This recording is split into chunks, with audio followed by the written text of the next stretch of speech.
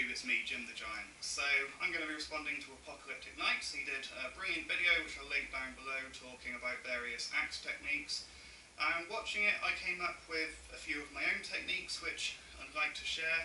Now, I've never formally learned to use an axe, I've never sparred with an axe, but I do have a lot of experience with backsword and quarterstaff, and these skills will certainly transfer to some degree.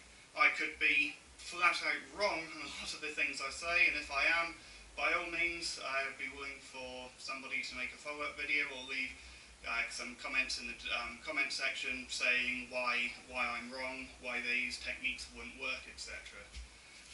But before I get into that, I'd like to talk a little bit about context. Oh, and I don't have an axe. This is the best I could do at the moment.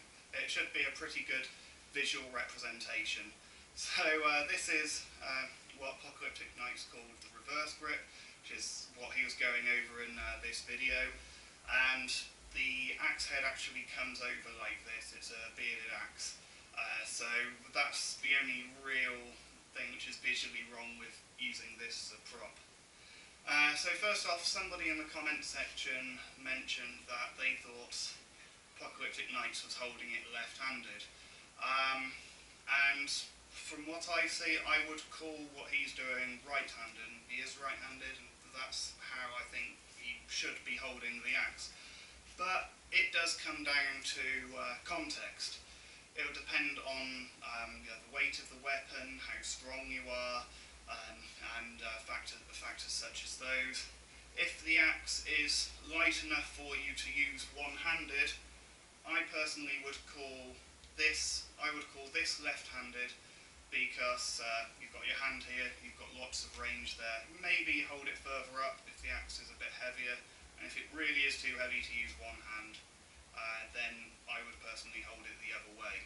But this I would call left-handed, because you can let go of this hand and go in and immediately attack using your dominant arm.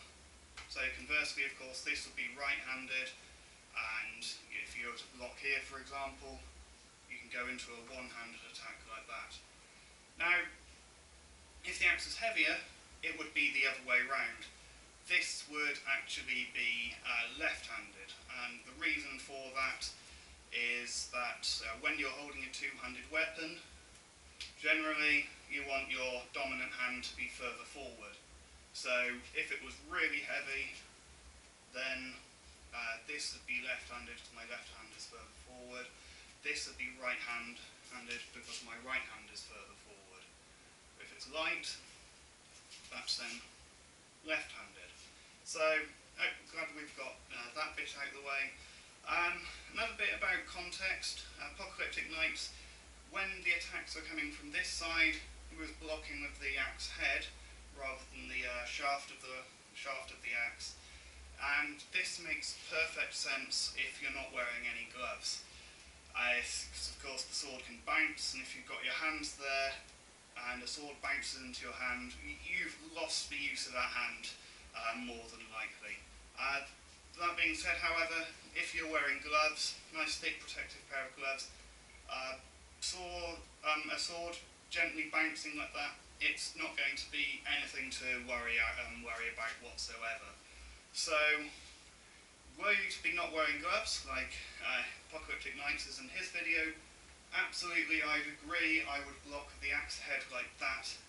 If you were wearing gloves, however, I personally would prefer a stronger block like that, where you've got more range, and then that opens you up to a few different possibilities. You can hit in like that with the butt of the axe. You could even go into a thrust single and do it that way to get some really deep penetration. And if that hits you in the face, that is really going to fucking hurt. You're probably going to be out of action from that attack alone.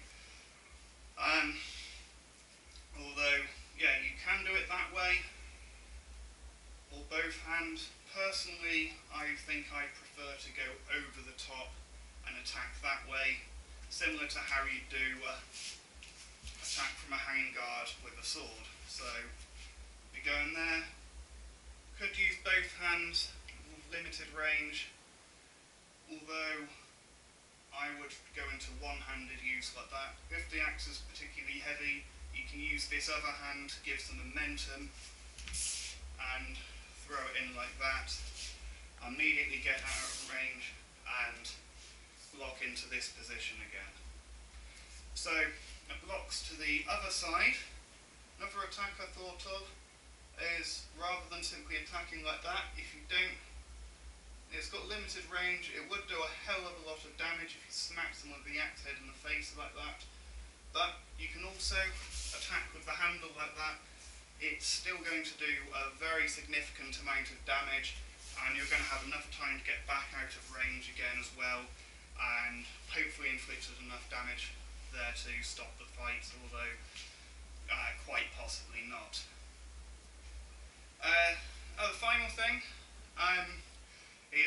Apocalyptic Knight is talking about what to do against the low attacks. He was saying, reverse grip, you either simply lift the other foot as the attack's coming in, or you shuffle backwards.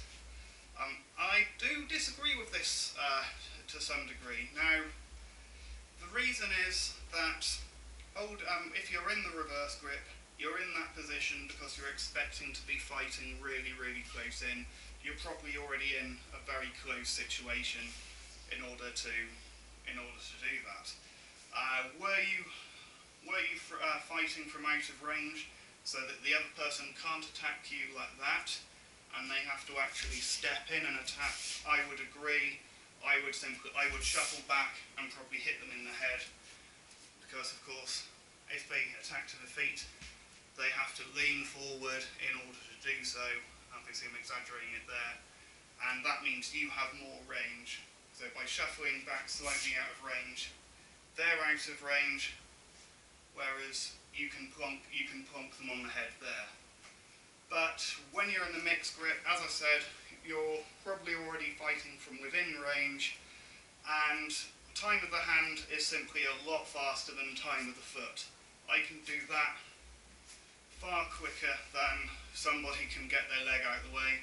If you're in range to hit the back leg especially, there's just no way, you would have to be like a professional gymnast to be able to get out of the way of a hand attack like that. So from out of range, yes. If they have to step in, you have time to step back, plonk them on the head, or whatever attack you can, whatever attack you're actually in range for. But were they to attack from within range to the legs, I would use the weapon to block, and to do so, this is actually quite a good grip for it, because you can block either way. You can deflect down there, and yes, even if they are using a two-handed weapon and you're blocking with one hand, you can still get away with that. I've blocked with swords against 6-foot quarterstaffs with no problem whatsoever. Could probably block a 9-foot quarterstaff without too much trouble, and worst case scenario, you've dissipated 80-90% of its energy, and it comes in and it gives you a little knock. So again, nothing too serious to worry about. So within range, I would simply block go into one-handed and block down there. If it was coming in from the other direction, because of the grip you've got, very easy to block the other way as well. You can block down there. It's stronger, but it's quite a bit slower. Again, you can also do the other hand the other way as well. Personally, I would just let go of the necessary hand so that it's a very quick movement to deflect. So counter attacks from there. From here, if they've leaned in, I would probably smack them with the butt. I could either smack them with the butt of the axe there, or I could bring the axe in and to a sort of stab, or possibly even the face if I'm lucky. Or you can bring it all the way around like that. It does seem like a very long, slow motion, but you can get quite a bit of speed with it. especially if you brought the other hand in to assist as well. So that's what I'd do against a low attack from that side. If I was doing defending a low attack from the other side, I would bear in mind we've got the bearded axe bit over there. So if I blocked this side, I would probably just bring that straight into their face there. But you can attack that way as well. So yeah, those are a couple of ideas based on Apocalyptic Knight's video. A few techniques which I would use based on techniques which I've learned. So thanks for watching, comment, rate, subscribe, and I'll see you soon. Bye.